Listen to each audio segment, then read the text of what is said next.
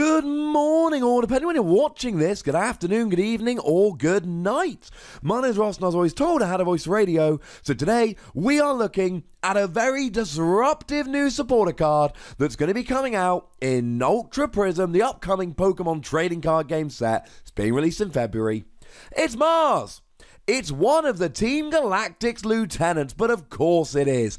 By now, it is extremely apparent that Ultra Prism is themed after Diamond and Pearl, even though it really should be themed after Ultra Sun and Ultra Moon, but hey ho, never mind. And Mars was one of Cyrus's lieutenants in Diamond and Pearl, ergo, of course, we're getting Mars in this particular set. And it reads, draw 2 cards, then choose a random card from your opponent's hand and put it in the discard pile. Which is kind of awesome, because we've actually had Team Galactic's Mars previously in the Pokemon trading card game, except it was draw 2 cards and then take a random card from your opponent's hand and put it on the bottom of their deck. So, it's kind of cool. It's very, very similar to the old Team Galactic's Mars, except she has evolved from putting a card at the bottom of their deck to putting it in the discard. Now, generally, this is better, but then again, there are a few rare occasions where actually maybe your opponent would want to have a card in the discard. So let's say, for argument's sake, you discard a Darkrai GX with that restoration ability, or maybe you discard a Water Energy in a deck that's playing Aqua Patch and they can recover it. But most of the time, discarding a card is better. And of course, like a lot of the cards like this, all of the cards like this, the fewer cards that your opponent has in hand, the better this is going to be. Now, if you can catch your opponent with a 1-card hand, this is amazing. And this happens quite a lot in the Pokemon trading card game. Your opponent will have nothing in their hand except a single card, and that card will be a Professor Sycamore. I mean, I did this on my stream yesterday, twitch.tv/PTCGRadio. 1 card in hand, it's a Professor Sycamore. I am absolutely okay with this.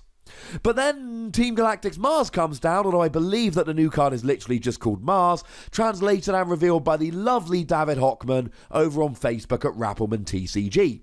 And Mars comes along when you've got a single card hand and goes, "Oh, I bet you wish you still had this card." Well, you don't. Gutted. And I would be remiss at this point if I didn't mention red card. Put them down to a hand of 4, then use Mars, and then you're getting rid of proportionally more of their hand. And I know that you're not often going to hit the necessary card that you need, but it's nice disruption. So, let's not forget the fact that you're drawing 2 cards here. And in the Pokemon trading card game, we have a history of drawing 2 cards. If we go all the way back, we've got Bill. Bill allowed you to draw 2 cards. Bill was an item card, or as we would now understand an item card to be.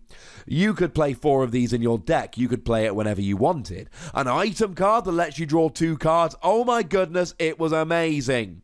And as a side note, back then we had Computer Search as an item card as well. A format that had both Bill and Computer Search as item cards. Consistency out of the wazoo. Of course, it then came back around as both Bill and as Mum's Kindness, or Mom's Kindness, and it was just a supporter card that let you draw 2 cards. It was terrible. Terrible. In terms of being able to draw 3 cards, well, this is kind of your friend. First it was Cherin, then it was Tierno, now it's How. Every time we get a new set of, or a new generation of the Pokemon universe, we get a new card that allows you to draw 3 cards. They're always rubbish. But then we've got other cards that draw you 2 that are actually pretty good. Now, Pokemon Breeder doesn't see a huge amount of play. Draw 2 cards and then heal 20 damage from one of your Pokemon. It's not particularly good. And if I had to guess, I would say it's unlikely that we're going to be seeing this in the near future. But you never know. People might play Pokemon Breeder at some point. The one we do, however, play is Professor Kukui. Professor Kukui lets you draw 2 cards, and then all of your attacks do an extra 20 damage. This is a card that draws you 2 cards, and yet it sees a lot of play, which proves that supporter cards that let you draw 2, will see more play, will be played by people, as long as a secondary effect is good enough. But then again, Potion doesn't see a huge amount of play. Healing a little bit of damage doesn't see that much play. Whereas Plus Power, which allows you to do extra damage, it's not in the format at the moment, but it has been several times, probably will be again at some point, is good. All cards that let you do extra damage. Think Choice Band. They're always good. They always see a lot of play. And I think that is the big difference here. So then we get to the extra effect here. Discard a random card from your opponent's hand. It's like Torment Spray, but better. Torment Spray lets you look at a card, but you only discard it if it's a supporter card. Whereas Mars, you get to discard any card. So it is better than Torment Spray. But Torment Spray sees absolutely no play. The way to think about it is, let's assume there's an item card that allows you to just discard a random card from your opponent's hand. Does it see play? Maybe. Now, Trick Shovel saw a bit of play. That was an item card that discarded a card from the top of their deck.